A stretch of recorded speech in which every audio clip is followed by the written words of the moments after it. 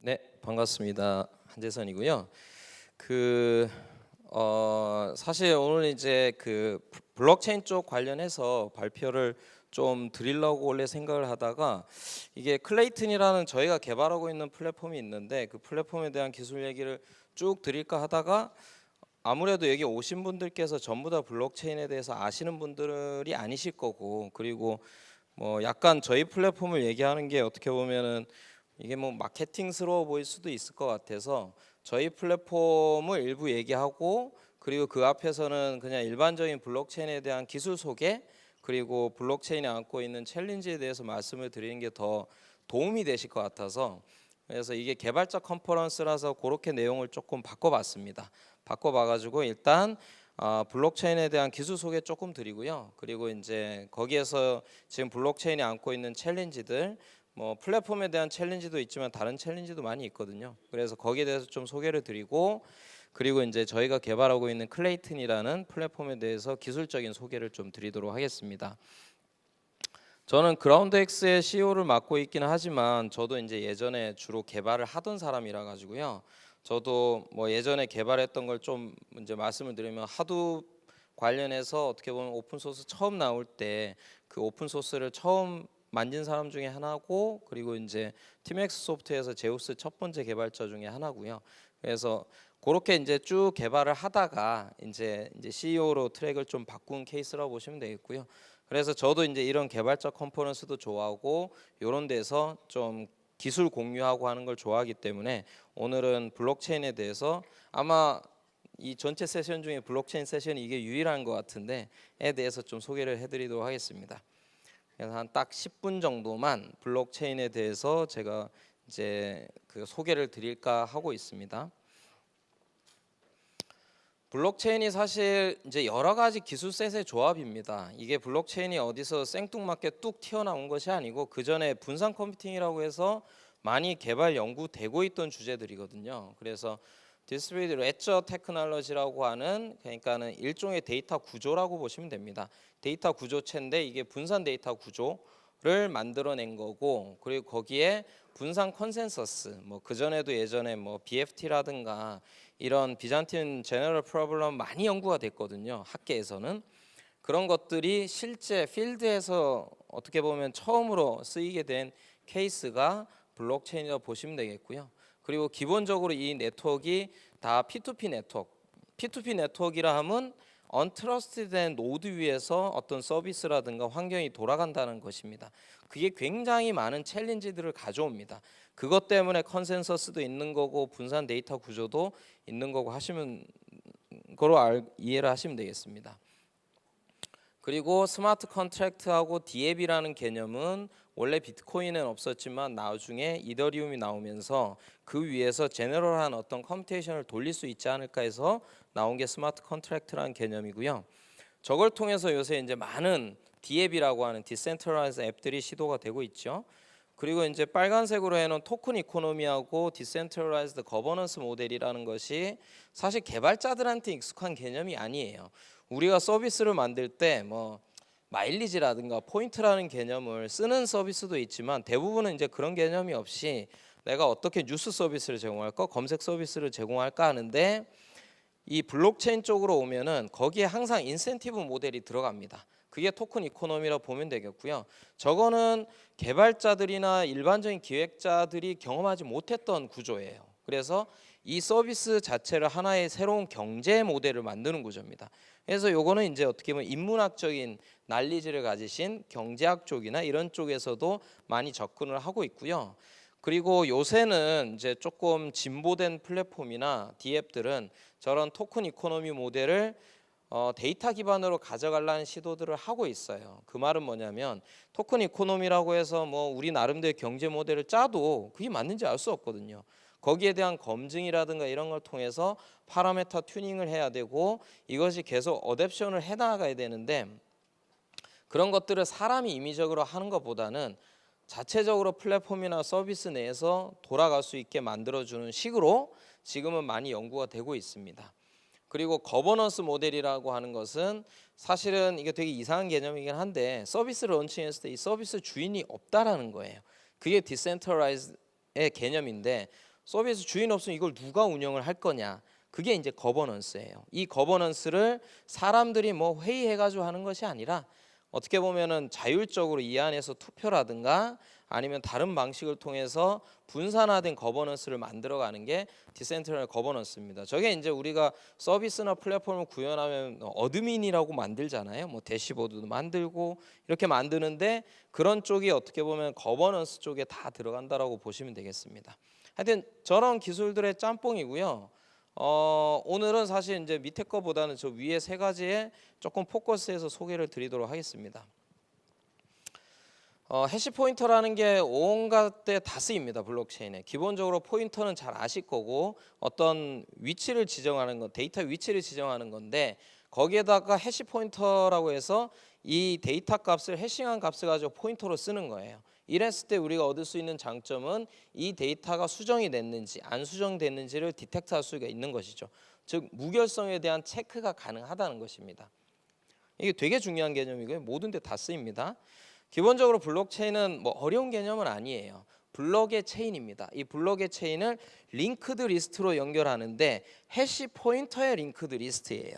보통 우리가 링크드 리스트 할 때 그 링크는 포인터는 해시 포인터가 아니잖아요. 근데 여기서는 해시 포인터로 하는 것입니다. 그래서 데이터들이 이렇게 링크로 쭉 연결이 돼 있고 맨 마지막에 헤더에서는 포인터만 가지고 있겠죠.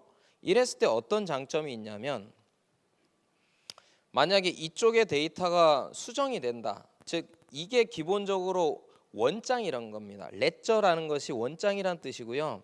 은행에 보면 원장이란 얘기를 많이 써요. 이 장부 같은 거죠. 그 장부 내용이 여기 다 들어가 있는데 이 내용이 만약에 이게 언트러스티드된 노드이기 때문에 누군가가 수정을 할 수가 있습니다. 그래서 어떤 노드에서 수정이 됐을 때 사실 이 수정이 된 내용을 이 다음에 포인터를 보면은 체크를 할 수 있다라는 것이죠. 그러면 이것도 고치면 되지 않느냐? 그러면은 이 전체 데이터를 또 해싱한 요 다음 포인터가 또 값이 틀려지겠죠. 이런 식으로 해서 계속 체이닝이 되기 때문에 어떤 특정한 한 데이터 값을 고치면 안 되고 전체를 다 고쳐야 되는, 그래가지고 어떻게 보면 블록체인은 기본적으로 해킹이 어렵다, 공격이 어렵다라고 하는 것이 이런 측면이고요. 그래서 뭐 51% 어택이라든가 뭐 BFT에서는 3분의 2 이상을 담합이 해야 된다라든가 이런 부분들이 이런 것들이 다 엮여서 나오는 것이라고 보시면 되겠습니다. 저런 것들 기반으로 기본적으로 이제 비트코인 중심으로 설명을 드린 건데 비트코인의 블록 스트럭처가 이렇게 돼 있습니다. 이 부분이 헤더고 이 부분이 컨텐츠, 실제 이제 트랜잭션이 기록이 되는 부분이고요. 여기에서 블록 아까 말씀드린 해시 포인터라는 것이 이거라고 보시면 되겠습니다. 이게 앞에 블록의 해시 포인터라고 보시면 되겠고요. 그리고 여기에 이제 머클 루트라는 개념하고 이런 것들이 나오는데 이런 거는 뭐 뒤에 컨센서스 말씀을 드리면서 말씀을 드리겠고요. 이 머클 트리라는 것도 블록체인 쪽에 굉장히 많이 쓰여요. 여기도 쓰이지만 나중에 이제 플라즈마라든가 이런 사이드 체인 쪽에도 굉장히 많이 쓰이는 개념입니다. 이게 일종의 압축하고도 비슷한데 뭐 컨텐츠를 압축하는 건 아니고요. 여기 보시면 트랜잭션이 A부터 H까지가 있을 때 얘들을 해시 값을 얻으면 이렇게 쭉 나오겠죠. 그럼 이 해시 값들을 8개를 다 저장하는 것이 아니라 얘들을 다시 두 개를 해싱을 하는 거예요. 섞어서 해싱을 하고 또 해싱을 하고 하면 해시 값이 딱 하나 나오겠죠. 이걸 머클 루트라고 합니다. 이 머클 루트 하나만 앞에서 말씀드린 것처럼 헤더에 저장하는 거예요. 이러면은 데이터가 왕창 줄어듭니다. 왕창 줄어들고 대신에 여기에서 이 머클 루트로 하려고 하는 건 뭐냐면 이 블록 안에 어떤 데이터가 들어있느냐 안 들어있느냐, 그리고 그 데이터가 수정이 됐느냐 안 됐느냐에 대한 체크를 하려고 하는 것입니다. 그게 일종의 머클 프루프라고 보시면 되겠습니다. 즉 트랜잭션에 대한 베리파이를 이 머클 트리로 하는 건데 여기 보시면은 TD라는 게 이쪽 블록 안에 들어있느냐 안 들어있느냐를 체크하려면 TD라는 트랜잭션 컨텐츠는 있어요. 걔를 해싱한 값은 있고 이 반대쪽에 있는 해시값만 있으면 얘랑 하고 머클 루트만 있으면은 요 값 가지고 5의 로그 n 가지고 디텍트가 가능하다는 거예요. 그렇죠. 이렇게 해서 해시 나온 거랑 또 해시를 해서 나온 거랑 또 해시를 해서 머클 루트하고 같은지를 보면 되는 겁니다. 했는데 다르다. 그러면은 얘는 이 블럭에 포함이 안 돼 있거나 아니면은 데이터가 수정이 된 겁니다. 이렇게 해서 굉장히 빠르게 체크를 하는 거예요. 그리고 데이터 양을 축소를 하는 거고요. 이런 스킴이 뭐 비트코인에도 쓰이지만 이더리움에도 쓰이고 아까 말씀드린 대로 사이드 체인에 대한 스킴에도 쓰이고 여러 군데 많이 쓰이고 있습니다. 그래서 뭐 해시 포인터나 블록체인 머클루트를 설명드리는 거는 이게 저는 꼭 그 블록체인에서만 쓰일 필요 없이 여러분들이 어떤 개발을 하실 때 어떤 분산해서 데이터의 그 어느 위치에 있는지라든가 이런 걸 체크하기 위해서 머클트리라는 데이터 스트럭처를 쓰시면 좋지 않을까. 물론 이거 말고 블룸 필터라는 것도 있고 한데 그런 것들을 잘 활용하시면 블록체인 외에서도 다른 데서도 그 개발하실 때 도움이 되실 수 있다라는 것입니다. 기본적으로 P2P 네트워크이고요. 비트코인 같은 경우에는 풀노드라고 해서 모든 컨텐츠를 다 저장을 하고 있습니다. 노드마다. 그래서 그 내가 이제 비트코인을 여러분 다운로드 받아서 딱 실행할 수 있는데 그렇게 되면은 다 다운로드 받아야 됩니다. 몇 날 며칠이 걸리죠. 현재로서는 한 10,000개 정도 비트코인 노드가 있어요. 이게 전체 비트코인 네트워크라고 보시면 되겠고요. 얘들이 주인 없이 돌아가는 거예요. 그러면 얘들이 어떻게 주인 없이 돌아가느냐? 그게 마이닝이라는 작업인데 열심히 마이닝을 해주면 비트코인이나 이더리움이 떨어지죠. 그 마이닝하는 작업이 일종의 컨센서스 메커니즘이라고 보시면 됩니다. 즉 이렇게 못 믿을 노드 위에 내 장부가 기록이 되어 있는데 예를 들자면 트랜잭션이 쌓여가지고 블럭이 하나 만들어져요. 이 블럭을 누가 만들고 누가 이 블럭이 맞다는 걸 증명할 것이냐 이게 이슈인데 그거 하는 것을 컨센서스 메커니즘이라고 합니다. 못 믿을 놈들 간의 합의를 보는 거죠. 그래서 전체 노드가 트랜잭션을 쭉 다 받게 되면 전부 다 똑같은 일을 합니다. 뭐라 하냐 블럭을 만든 다음에 POW라고 Proof of Work이라는 알고리즘을 돌립니다. 그러면은 이 알고리즘을 돌려서 제일 먼저 넌스라는 랜덤 어떤 값을 찾아야 되는데 그 값을 먼저 찾는 놈이 블럭을 찾았어요 하고 브로드캐스팅을 하는 거죠. 다른 애들은 하고 있더니 스탑한 다음에 걔를 가지고 베리피케이션해서 아 네가 제일 먼저 찾는 게 맞구나 하고 얘가 맞는 블럭을 블록체인 뒤에다 딱 붙이는 거죠. 그 POW로 하는 작업이 별게 아니고 그냥 그 해시 값을 맞추는 건데 그 해시 값의 조건이 뭐냐면 디피컬트 타겟이 있어요. 뭐 0001 해서 쭈루룩 0인 요 값보다 낮은 해시 값이 나와야 돼요. 근데 뭐 해시 뭐 크립토그래픽 해시 함수를 아시는 분들은 이런 값을 역으로 추출해낼 수 없다는 거 아시잖아요. 암호학적으로. 그래서 이걸 할 수 있는 방법 랜덤하게 넣는 수밖에 없습니다. 그래서 막 집어넣어 보는 거예요. 집어넣어 보다가 이 값이 넣어봤더니 이렇게 작은 값이 나왔어요. 그러면 얘를 여기에 맞는 넌스구나 해서 블럭을 만든 다음에 브로드캐스팅 해버리는 거죠. 이렇게 하는 작업이 POW라고 보시면 됩니다. 그래서 에너지 낭비가 굉장히 많은 거고요. 지금은 컨센서스 메커니즘으로 POW 말고 뭐 이더리움 같은 경우도 POS 스테이킹을 하고 이 스테이킹 한 사람들이 투표를 하는 겁니다. 이렇게 해서 하는 메커니즘도 있고 저희 같은 경우는 BFT를 씁니다. 비잔틴 폴트 톨러런트라고 해가지고 그 예전에 이제 분산 컴퓨팅에서 나온 그런 컨센서스 메커니즘을 씁니다. 그래서 그런 걸 써가지고 하는 컨센서스 메커니즘도 있고 다양한 컨센서스 메커니즘이 나오고 있습니다. 이렇게 해서 어떻게 보면 블록체인에 대한 기본적인 데이터 스트럭처가 나왔으면 그 위에 이더리움 같은 경우에는 이렇게 스마트 컨트랙트를 올릴 수 있는 EVM이라고 이더리움 버추얼 머신을 올렸어요. 그래서 이 위에서 스마트 컨트랙트가 실행이 될 수 있습니다. 근데 뭐 컴퓨터 사이언스 하신 분들은 제일 황당한 게 저도 제일 황당했던 게 이런 스마트 컨트랙트가 모든 노드에서 다 돌아갑니다. 이더리움이 만약에 10,000대가 돌아가면은 똑같은 로직을 10,000대에서 다 돌리고 있습니다. 이게 지금은 블록체인은 어쩔 수 없어요. 왜냐하면은 어떤 노드 하나조차도 믿을 수 없습니다. 그 트러스트가 없기 때문에 다 돌려가지고 다 합의가 돼야 되는 겁니다. 그래서 기본적으로 다 돌리는 구조로 돼 있고요. 스마트 컨트랙트로서 지금 제일 유명한 랭귀지가 솔리디티고 솔리디티로 뭐 토큰을 발행하는 이런 로직을 대충 보여드린 건데 우리가 일반적으로 하는 프로그래밍 방식이랑 크게 다르진 않아요. 다만 여기서는 그 고민을 해야 될 게 이 라인별로 다 가스비라고 해서 일종의 사용료 같은 걸 내야 돼요. 이더리움으로. 그래서 굉장히 효율적으로 짜야 되는 그런 머리 아픔이 있습니다. 이게 어떻게 보면은 AWS 쓰면 우리가 물론 사용한 만큼 쓰지만 대충 감이 있잖아요. 뭐 한 달 쓰면 한 10만 원 나오더라 이런 감이 있는데 이더리움 같은 경우에는 트래픽 환경에 따라서 가스비가 들쑥날쑥해요. 그것 때문에 프로그래밍을 가급적이면 굉장히 최적화를 해야 됩니다. 이게 우리가 인베디드 프로그래밍 할 때 이런 식으로 했었죠. 그래서 약간 예전은 회귀한 느낌이고요.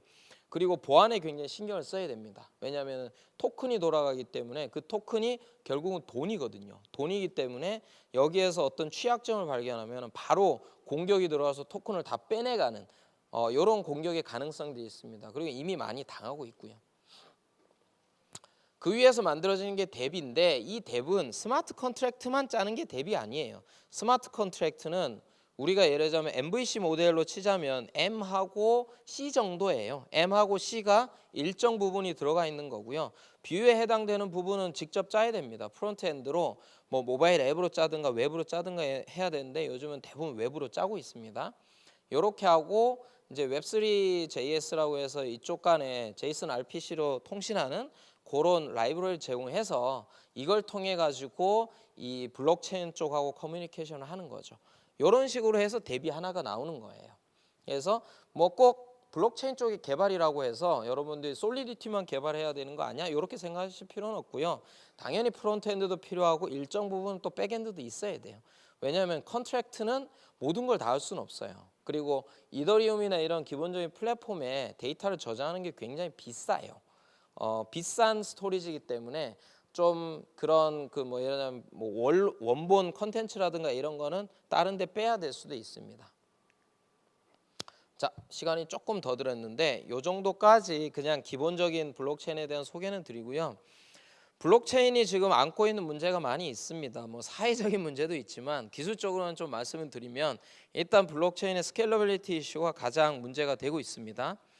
뭐 이 장표는 많이 보신 분들도 계실 건데 비트코인은 TPS가 7이에요. 그러니까는 뭐 이 말도 안 되죠. 우리가 지금 초당 막 몇천 막 이런 처리하고 있는데 7이고 이더리움이 20개입니다.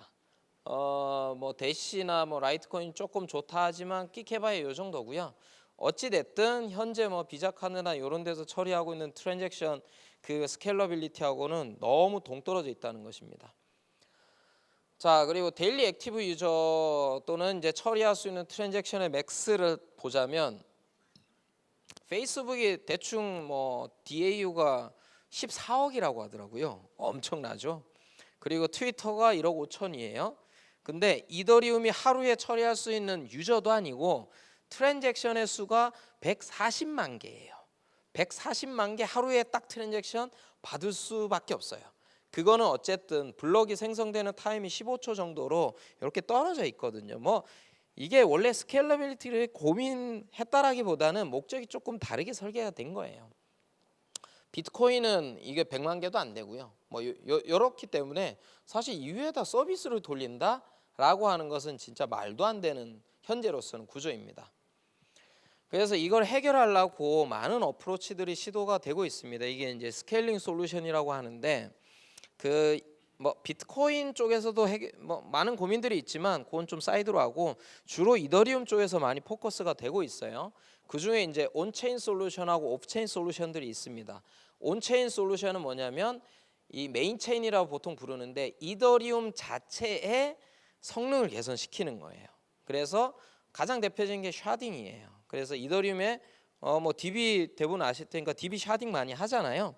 뭐 예를 들자면은 내가 계정을 가지고 뭐 베이스 64로 해가지고 거기에 나오는 뒤에 이제 뭐 모듈러 오퍼레이션이나 이런 거 해가지고 떨어지는 값 가지고 테이블을 쪼개서 넣는 거죠. 그런 식으로 하는 것처럼 이 그 블록체인 쪽에서도 모든 컨텐츠를 모든 노드가 다 저장하는 것이 아니고 쪼개서 하자라고 하는 게 샤딩이라는 스킴이고 굉장히 어렵습니다. 굉장히 어려워요. 가만히 생각해 보시면 DB도 샤딩이 어려운데 샤딩은 만드는 거는 쉬운데 보통 인터 샤드 커뮤니케이션이 문제죠. 그러니까 이제 샤드 간에 다른 샤드 간에 서로 트랜잭션이 엮여 있을 경우에 얘들을 어떻게 묶어서 빠른 시간 안에 해내느냐. 그래서 샤딩도 시도는 되고 있으나 갈 길은 멀다라고 보시면 되겠고요.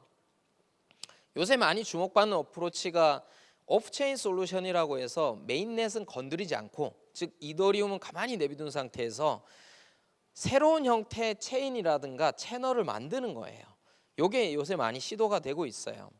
그래서 그중에 스테이트 채널이라는 것은 뭐냐면 이 A라는 사람하고 B라는 사람이 뭐 예를 들자면 어떤 거래를 해요. 거래를 하는데 굉장히 거래량이 많아. 거래량이 많은 걸 이 위에다 올려서 하려다 보니까 이더리움 가스비도 많이 나가 느려. 그래서 여기다 하기 너무 어렵고 우리 둘끼리는 열심히 하자.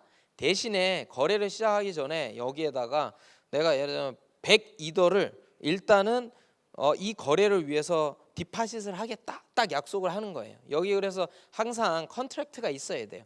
컨트랙트에다가 그런 걸 개발을 해서 딱 놓으면은 100이더가 디파짓이 돼 있다가 요 사이에서 막 거래가 돼요. 그 다음에 이제 한 50 정도를 얘한테 줬어. 그럼 52더가 남고 52더는 얘한테 가게 된 기록들은 여기에 있는 것이 아니라 여기에 있어요.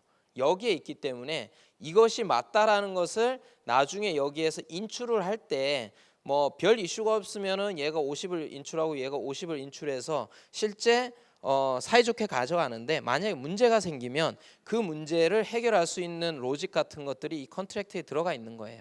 근데 이게 되게 우리가 이제 컴퓨터 사이언스 프로그램 때 자동적으로 되는 모드인데 여기에서는 크립토 이코노믹한 솔루션들을 많이 써요. 그래서 어떤 특정한 시간을 주고 그 동안 반박을 할 수 있는 이런 거를 합니다. 그래서 반박을 할 수 있는 그 근거로서 이런 데이터를 주면은 그걸 또 검증을 해가지고 반박이 됐구나라고 하면은 사실은 50을 준 게 아니고 100이 그냥 여기에 다 있어 이런 식으로 그냥 처리를 하는 그런 구조로 되고 있습니다.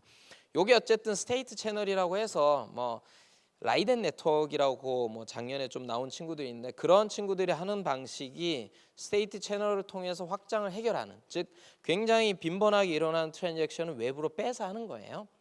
사이드 체인은 얘들은 별도의 블록체인을 만드는 건 아니고 채널만 만들어서 해결하는 건데 사이드 체인은 아예 블록체인을 새로 만드는 거예요. 별도의 체인을 만들고 요 사이에 그 사이드 체인 자체는 이 사이드 체인을 운영하는 오퍼레이터를 우리가 못 믿겠으니까 거기에 대한 인테그리티를 이 메인넷에서 말하자면 이더리움 같은 데서 해결을 해라라고 하고 맡기는 거예요.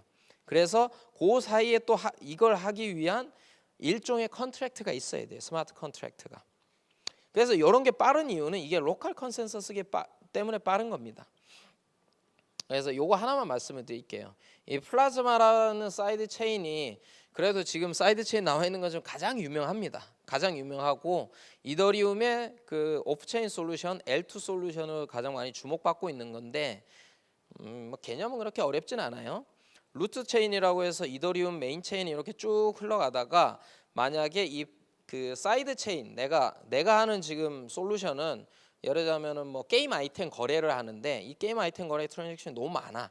그러면은 나만의 체인을 하나 만드는 거예요. 나만의 체인을 하나 만들고 이거를 예를 들자면 그 플라즈마 컨트랙트라고 해서 컨트랙트가 이쪽에 하나에 디플로이 돼 있어야 돼요.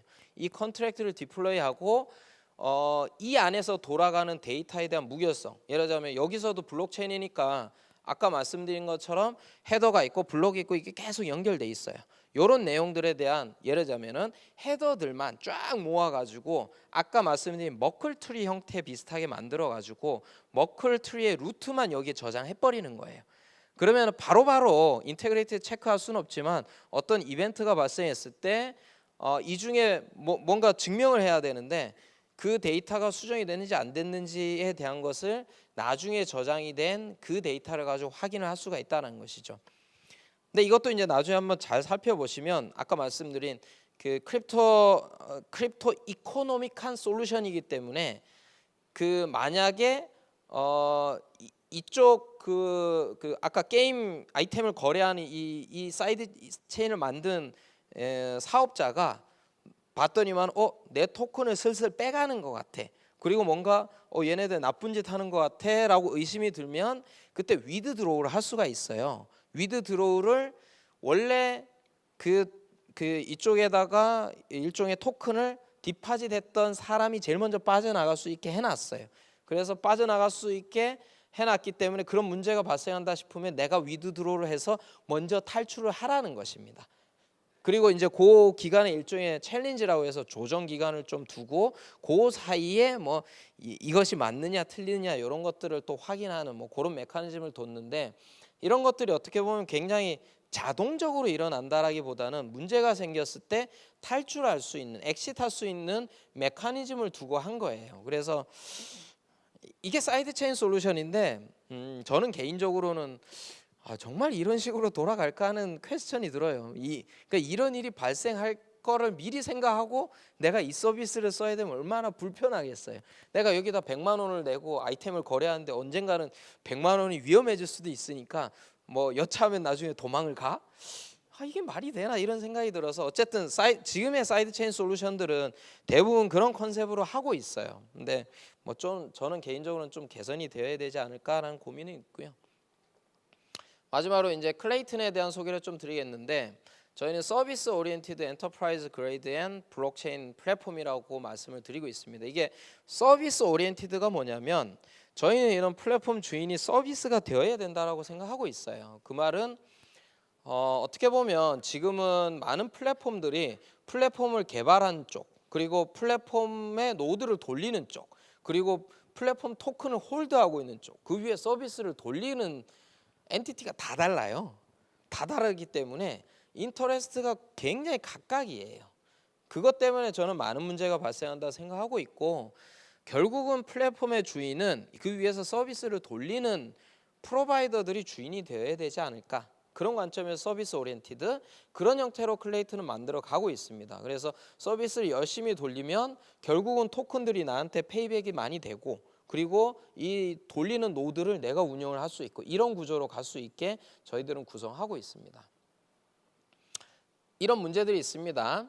파이널리티가 부족하다는 것은 스케일러빌리티하고 다른 이슈예요. 스케일러빌리티는 예를 들자면 한꺼번에 얼마나 많은 유저들을 받아낼 수 있느냐 이런 이슈인데, 뭐 받아내서 처리는 할 수 있는데 항상 처리 속도가 한 10초야 매 트랜잭션이, 이러면 지금 서비스 못 쓰죠. 그래서 파이널리티는 우리가 믿고 이거는 트랜잭션이 확실히 커밋이 됐어 라고 하는 그 마무리인데, 그 파이널리티가 지금은 이더리움도 그렇고 비트코인도 그렇고 길어요. 비트코인은 1시간이고 이더리움도 한 몇 분 정도는 있어야 이거 확실히 블록체인에 저장이 됐다라고 확인할 수가 있는 겁니다. 그래서 저 파이널리티가 저희는 1초 가까이에서 되어야 된다고 생각하고 있습니다. 그리고 퍼포먼스는 아까 TPS적인 측면이고, 그리고 코스트가 너무 들쑥날쑥한 거는 안 된다. 그리고 엔터프라이즈 보통 이런 서비스를 기획할 때 프레임워크 다 쓰시잖아요. 뭐 스프링을 쓰시든 요즘에 이제 이 서비스 쪽은 훨씬 더 가벼운 프레임워크들을 쓰시는데, 그런 것들에 대한 그 지원이 거의 없어요. 대부분은 내가 다 해야 됩니다. 솔리디티로. 그리고 UX가 굉장히 불편하고요. 저희는 이런 걸 개선을 하겠다는 것이고요. 그래서 저희가 기술적으로 보자면 보통 이제 컨센서스에 많이 포커스가 돼 있어서 저희도 컨센서스부터 말씀을 드리는 건데, 저희는 하이브리드한 어프로치입니다. 즉 컨센서스 메커니즘은 프라이빗하게 컨센서스를 하는데 얘들을 오디팅하는 것을 퍼블릭하게 오디팅을 하겠다라는 것입니다. 뒤에서 조금 설명을 드리고요. 그리고 기업의 요구를 만족시킬 수 있는 그런 기능들을 많이 집어넣어 놨고요. 그리고 유저 프렌들리한 UI UX에 포커스를 많이 두고 있습니다. 이게 하이브리드한 어프로치가 뭐냐면, 이 컨센서스를 실제로 하는 노드들은 뭐 이더리움처럼 굉장히 다수의 노드가 아니고 어떤 트러스티드된 엔티티를 저희가 모을 거예요. 그래서 저희는 이제 이런 데를 전략적인 파트너라고 그러는데, 그런 뭐 카카오를 비롯하여서 꽤 믿을 만한 그런 기업들이 자기들이 노드를 운영하게 할 거예요. 그런 노드를 돌리고, 그러니까 이거는 이오스랑 비슷한 구조예요. 비슷한 구조고 이 노드의 개수가 많지는 않을 겁니다. 아마 수십 대 구조가 될 건데, 요 수십 대 구조를 통해서 컨센서스는 이루는데, 얘들이 컨센서스를 잘했는지 안 했는지는 외부의 레인저 노드라고 해서 이건 퍼블릭 네트워크입니다. 그래서 아무나 참여할 수 있는 그런 노드고, 이 노드들이 일종의 감시를 하는 거예요. 이런 구조의 하이브리드한 스킴을 써가지고 하이브리드한 스킴을 쓰면 뭐가 좋냐면 컨센서스는 제한된 노드에서 되기 때문에 파이널리티를 되게 짧게 가져올 수 있어요. 그리고 스케일러빌리티 향상할 수 있고, 그리고 이게 굉장히 그냥 퍼블릭 네트워크보다는 안정성이 있기 때문에 많은 부분에 대해서 저희가 좀 더 쉽게 해결 방안을 찾아낼 수가 있습니다. 그래서 이 컨센서스 노드에서 돌리고 있는 메커니즘, 컨센서스 알고리즘은 저희가 BFT 베이스의 알고리즘을 돌리고 있고요. 뭐 기본적으로 프랙티컬 BFT라서 PBFT를 쓰고 있습니다. 대부분 이쪽으로 많이들 하고 있어요. 뭐 요새는 BFT의 페이지가 3개거든요. 페이지가 3개인데 이걸 2개로 줄인 것들도 나오고 이러고 있는데, 저희는 어쨌든 이론적으로 문제가 없다라고 확증이 된 게 BFT이기 때문에 이 BFT를 기반으로 이렇게 돌리고 있고, 얘의 스레트 모델, 얘를 보안적으로 공격을 할 수 있는 건 3분의 2가 담합을 해야 돼요. 그래서 저희가 뭐 그 전략적 파트너로 데리고 온 이 3분의 2가 만약에 담합을 하면 문제가 생기지만 그런 일은 잘 생기기 어렵다라고 지금 가정을 하고 있습니다. 레인저 노드들은 아까 앞에서 말씀드린 컨센서스 노드가 가지고 있는 블럭들을 다 카피를 하고 있고, 그 카피된 블럭을 가지고 어디팅을 하는 것이고요. 이 블럭을 얘들이 저장하고 있기 때문에 어떤 장점이 있냐면 리드 리퀘스트는 얘들이 처리할 수 있어요. 사실 컨센서스를 이룬다는 것은 라이트예요. 리드 오퍼레이션은 컨센서스가 필요 없습니다. 리드기 때문에. 그래서 라이트 오퍼레이션은 컨센서스로 가야 되지만 리드 오퍼레이션은 레인저 노드가 다 처리하면 됩니다. 그래서 이렇게 보이는 것처럼 리드 오퍼레이션은 대부분이 이 레인저 노드가 처리하게 하고, 컨센서스 노드들은 라이트 오퍼레이션만 처리하게 되면은 이 컨센서스 노드들에 대한 부담이 확 줄어들거든요. 많은 오퍼레이션들은 리드잖아요. 그래서 그런 형태로 지금 하이브리드 어프로치를 가져갔고요.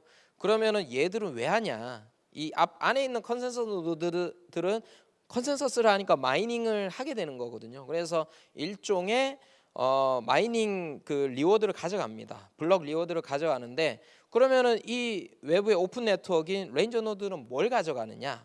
왜 가져가느냐? 이런 건데, 얘들은 이렇게 리드 오퍼레이션을 처리해주고 오디팅을 해주는 거기에 대한 보상으로 얘들도 일종의 리워드를 가져가는데, 그걸 증명하는 방식이 저희가 프루프 오브 파티시페이션이라고 해서 참여를 했다라는 것에 대한 증명이에요. 그 증명을 어떻게 하냐면 블록 데이터를 다 저장하고 있다라는 것에 대해서 프루프 오브 리플리케이션, 그래서 블록의 랜덤한 포지션에 대해서 주기적으로 묻습니다. 물어가지고 거기에 대한 정확한 값을 이쪽에서 알려줘야 돼요. 그래서 그 값이 맞다라는 것들에 대한 것을 컨센서스 노드들이 감시를 합니다. 그래서 요게 통과가 되고, 그리고 Proof of Serving Client라고 해서 실제 리퀘스트에 대해서 잘 처리해 주는지도 랜덤하게 이쪽 컨센서스 노드에서 수시로 질문을 해가지고 거기에 대한 답이 맞는지를 보고, 그게 맞다라고 하면 아, 얘들이 실제로 처리를 해주고 있구나라고 해서 이런 것을 통과를 하게 되면 리워드를 받게 되는 구조입니다.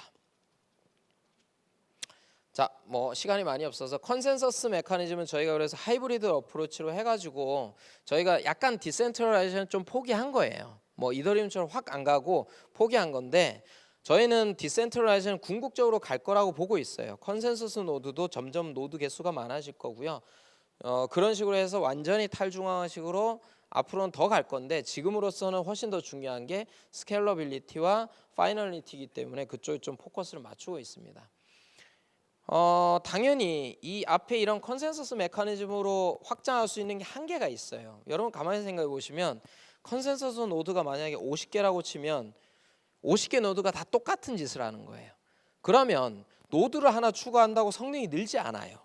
왜냐하면 똑같은 짓을 또 하는 거거든요. 51개 노드가. 그래서 결국은 이거 잘 구현하면서 실험을 해보면 성능이 어디에 끝이 나냐면은 어떤 싱글 노드, 제일 후진 싱글 노드의 성능에 딱 그냥 거기에 고정이 돼버려요. 그래서 사실 TPS 올릴 수 있는 한계가 명확해요. 컨센서스 메커니즘만 가지고는. 사실 이걸 수학적으로 또 다른 방법을 풀어주는 애들이 나와서 뭐라 하는 것들은 저희는 잘 못 믿겠어요. 기본적으로는. 이게 기본적인 한계가 있기 때문에. 그래서 컨센서스 메커니즘으로 할 수 있는 건 저희는 한계가 그 정도라고 보고요. 수천 TPS가 일단 한계예요. 수천 정도가 한계고, 그 이상을 가려면 호리즌탈 스케일러빌리티를 구축해야 됩니다.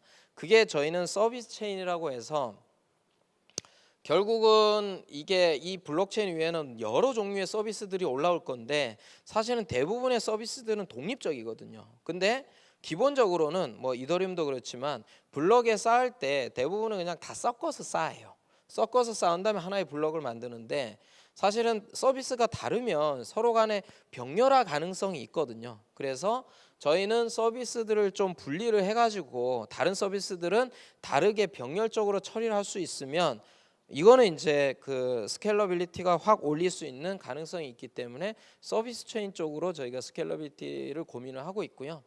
이렇게 했을 때 어떻게 보면은 예를 들자면은 컨센서스를 돌고 특정한 블럭이 문제가 있다라고 할 때 특정한 서비스의 특정한 블럭만 그쪽만 슬래싱을 해버리면 돼. 그쪽만 다시 롤백을 해버리면 되거든요. 그래서 전체가 영향을 받지 않고 그 문제가 있는 서비스만 아웃시키면 되기 때문에 그런 부분에서도 장점을 얻을 수 있을 거다라고 생각을 하고 있습니다. 그래서 서비스 체인을 통해 가지고 궁극적으로 스케일러빌리티를 올리려고 생각하고 있습니다. 그래서 저희가 실제 뭐 조용히 하고 있는데 별로 마케팅도 안 하고 저희는 지금 개발하는 데 집중하고 있어가지고 이게 실제로 돌아가고 있는 겁니다. 그래서 저희가 데브넷이라고 이름, 테스트넷 전에 저희는 데브넷이라 이름을 붙였어요. 데브넷이라 이름을 붙이고 그래서 그 데브넷이 돌아가고 있는 이 그라파나라고 뭐 아시는 분들 아실 건데 대시보드 만드는, 그래서 그거로 데브넷 로 데이터를 뿌려가지고 하고 있는 거예요. 여기 보시면은 TPS가 들쑥날쑥해요. 그거는 저희가 트래픽을 제너레이션 해가지고 계속 쏘고 있거든요. 그래서 1500 정도 난 거를 보여드리는 거고요. 그리고 파이널리티라고 하는 블럭 생성 타임은 1초로 지금 딱 맞아진 거로 보실 수가 있습니다. 그래서 1초에서 왔다 갔다 해요. 그래서 그런 정도로 하고 있고 지금 노드는 한 6대 정도로 지금 해가지고 일단 컨센서스를 돌리고 있어요. 뭐 이렇게 해가지고 데브넷 오픈해서 저희가 뭐 카카오 쪽 하고 그리고 이제 다른 외부 스타트업들한테도 저희가 제공을 해드리고 있어요. 한 10군데 정도 지금 이거 가지고 쓰고 계십니다. 그러니까 쓰고 있다라는 게 서비스를 오픈한 게 아니고 POC도 해보시고 스트레스 테스트도 해보시고 그러고 계세요. 자, 저희가 그래서 이 위에서 돌아가는 데모를 하나 만들어 봤는데 이게 크립토몬이라고 크립토키티의 짝퉁이에요. 크립토 몬스터. 그래가지고 이렇게 몬스터를 하나씩 만들어내는 건데 여기 보시면 이렇게 돌아가고 쫙 나오죠. 이게 이더리움에서 하면 10몇 초 나와요. 이더리움에서 실제 하면은. 근데 지금 같은 경우에는 1초 언더에서 되기 때문에 바로바로 이렇게 여러분 서비스 보시면서도 모르잖아요. 이게 느린 건가 이런 걸. 요거는 이제 개인 키 같은 거를 궁극적으로는 우리가 개인이 관리를 하는 것이 아니라 서비스 쪽에서 관리되어야 된다고 생각하고 있어요. 그래서 프라이빗 같은 거를 이렇게 유저는 모르게 이렇게 해올 수 있다라는 것이고요. 그래서 뭐 이런 형태로 빠르게 될 수 있다라는 것을 저희가 좀 보여드린 겁니다. 그리고 궁극적으로는 이런 카카오톡 로그인이라든가 이런 걸 통해 가지고 내가 프라이빗 키 집어넣고 막 이런 로그인 말고요. 이렇게 사용자들한테 되게 그냥 서비스네? 블록체인은 안 보이는 게 정상인 것 같아요. 블록체인을 내가 알아가면서까지 서비스를 하는 건 정상이 아닌 것 같고요. 그런 부분에 대해서 개선을 많이 노력하고 있습니다. 요게 마지막이긴 한데 시간이 거의 다 됐는데 요거 한 2장만 설명드리고 질문 잠깐 받고 마치도록 하겠습니다. 사실 크립토 유저가 얼마쯤 되는 것 같으세요? 이게 뭐 통계가 정확한 건 아닌데 한 2, 3천만 정도 될 거래요. 2, 3천만. 정말 작습니다. 이 크립토 유저라 함은 거래소에 계정이 있거나 내가 지갑을 깔아가지고 프라이빗 키를 받거나 이런 사람들을 말한 거예요. 그런 사람들 외에는 크립토 서비스를 쓸 수가 없어요. 프라이빗 키가 있어야 되기 때문에 지갑도 있어야 되고 굉장히 시작 단계고요. 여기 보시면 이게 뎁 스타틱스 뭐 통계인데 보시면은 보세요. 데일리 액티브 유저가 15,000도 안 돼요. 다 합쳐서 이게 말이 되나요? 정말로 택도 없어요 지금. 이 서비스가 아직은 그래서 굉장히 제한적이라고 보시면 되겠고요. 뭐 카테고리는 여러 가지 많이 나오고 있는데 보시면 갬블링, 게임 뭐 이런 쪽이 많고요. 익스체인지 이런 쪽이 많고 우리가 흔히 많이 생각하는 리얼 유즈 케이스가 아직은 거의 없어요. 그래서 사실은 그걸 찾아내는 게 지금은 되게 급선무라 보고 있고요. 그걸 하기 위해서 지금 많은 팀들에서 스케일러빌리티만 고민을 하고 있는데 저희는 UI UX가 더 이슈라고 봐요. 프라이빗 키를 유저들이 관리를 해야 되고 알아야 되는 거는 말도 안 된다라고 생각하고요. 개발자 익스피리언스도 무지하게 안 좋습니다. 이것도 개선을 좀 해야 되고요. 리얼 유저 케이스 만들어내야 되고요. 그래서 이게 이제 토큰이 이제 순환하는 구조에 대한 거를 말씀을 드린 건데, 요 빨간색으로 된 부분들이 저는 다 문제라고 보고 있고요. 이런 부분들에 대한 개선이 안 일어나면 블록체인이 과연 매스 어댑션 될 수 있을까? 이런 퀘스천이 듭니다. 그래서 이런 것들은 단순히 플랫폼만 잘 만들어서 될 일은 아니고요. 우리가 지갑을 어떤 형태로 쉽게 유저들한테 쓸 수 있게 만들 것이냐, 그리고 토큰의 가격의 변동성, 이걸 어떻게 할 것이냐, 그리고 나는 트레이딩 하기 싫은데 피아스로 바꾸려면 거래소를 가야 돼. 내가 왜 거래소를 가지? 뭐 이런 것들에 대한 이슈들, 이런 것들이 전체적으로 풀려야 된다라고 생각하고 있습니다. 그래서 뭐 저희는 이런 걸 풀기 위해서 이런 고민을 하고 있고요. 이런 것들이 다 저희는 뭉쳐져서 결국은 새로운 형태의 블록체인 플랫폼이 나오지 않을까라고 기대하고 있습니다. 저희는 10월에 테스트넷을 오픈을 할 거고요. 그 테스트넷은 프라이빗이기 때문에 요청을 주시면 저희가 심사를 통해서 테스트넷을 쓰시게 해드릴 거고, 올해 안에 아마 저희가 소스를 공개할 거예요. 오픈 소스를 할 거고요. 내년 상반기 중에 Q1 정도의 메인넷을 오픈할 거로 지금 계획을 하고 있습니다. 그리고 뭐 이 블록체인 쪽이 뭐 어떤 분들은 그 뭐 도박 아니야라고 생각할 수도 있고 여러 가지 생각을 할 수도 있는데, 저는 그냥 기술적인 관점에서만 볼 때는 새로운 종류의 인터넷이라고 보고 있어요. 왜냐하면 인터넷은 지금까지 정보를 담아왔지 가치를 담은 적이 없어요. 밸류를 담아서 밸류를 서로 교환하고 전송할 수 있게 해준 거는 처음입니다. 블록체인이. 그래서 만약에 여러분들이 밸류를 굉장히 쉽게 담고 서로 소통할 수 있으면 무슨 일이 벌어질 수 있을지는 아마 몇 년 후에 증명이 될 거라고 보고 있고요.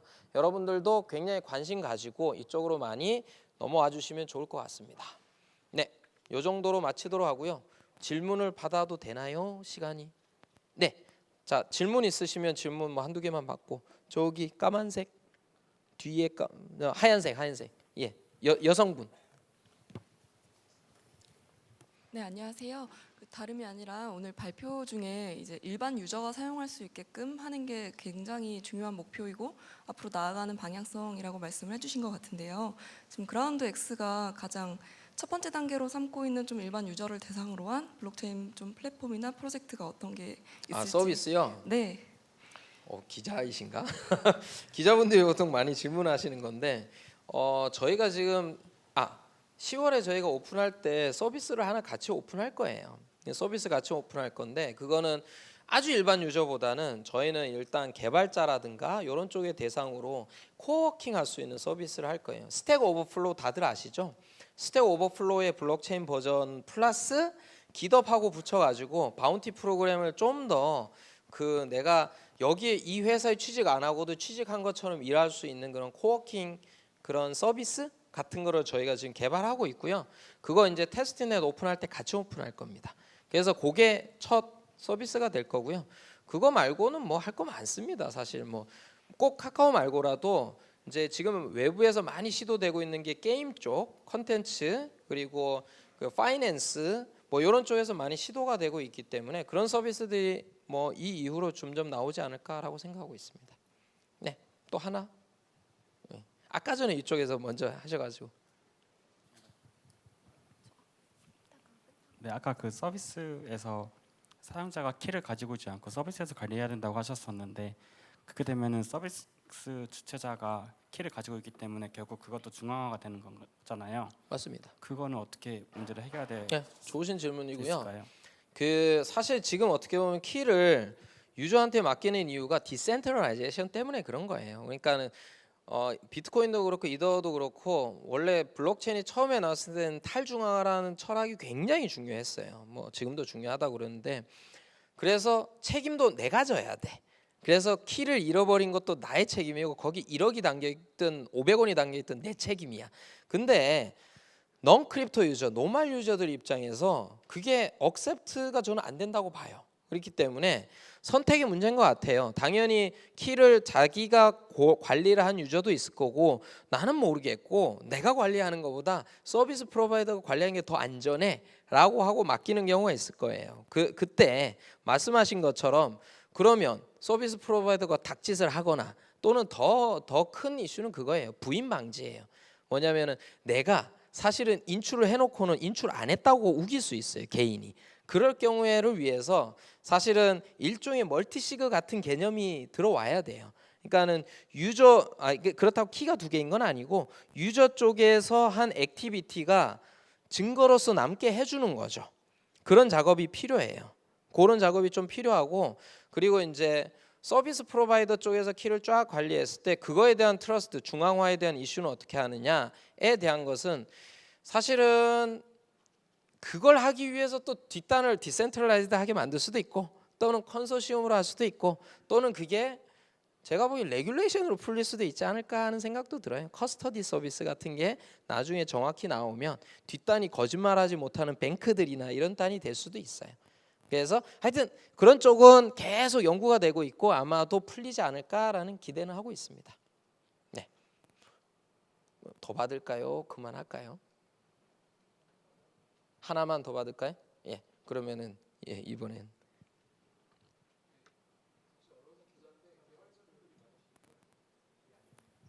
네, 저 언론사 기자인데 어차피 개발자분들이 많으시니까 좀 궁금한 게 지금 다른 플랫폼 코인들 대비 그 내년에 메인넷을 하게 되면 대표님께서 목표하시는 속도가 대략 어느 정도일지 좀 궁금하거든요. 속도요. 저는 파이널리티는 일단 1초로 나와줘야 된다라고 생각하고 있고요. 그리고 스케일러빌리티 이제 TPS 차원은 사실은 기본적으로 이제 저희가 이제 블록체인 자체를 무한히 확장을 하려면은 결국 호리즌탈하게 확장할 수밖에 없어요. 샤딩으로 해도 한계가 있을 수밖에 없어요. 그러면 비슷한 스냅샷을 또 끊어야 될 수도 있어요. 저희는 그걸 리전이라는 개념으로 풀고 있는데 그랬을 때는 TPS 한계는 없어요. TPS 한계는 없고요. 다만 싱글 블록체인 안에서 낼 수 있는 TPS가 어느 정도일 거냐라는 게 이슈인데 저희는 뭐 그걸 우리가 100만 개를 할 수 있어요. 뭐 이런 건 저는 다 블러핑이라 보고요. 그냥 현실적으로는 한 수만 스케일이 가면은 그래도 엔간한 서비스들은 수용할 수 있지 않을까라는 생각하고 있습니다. 그러다가 걔들이 도저히 커버가 안 되면 또 다른 리전을 만드는 거죠. 그런 식으로 생각하고 있어요.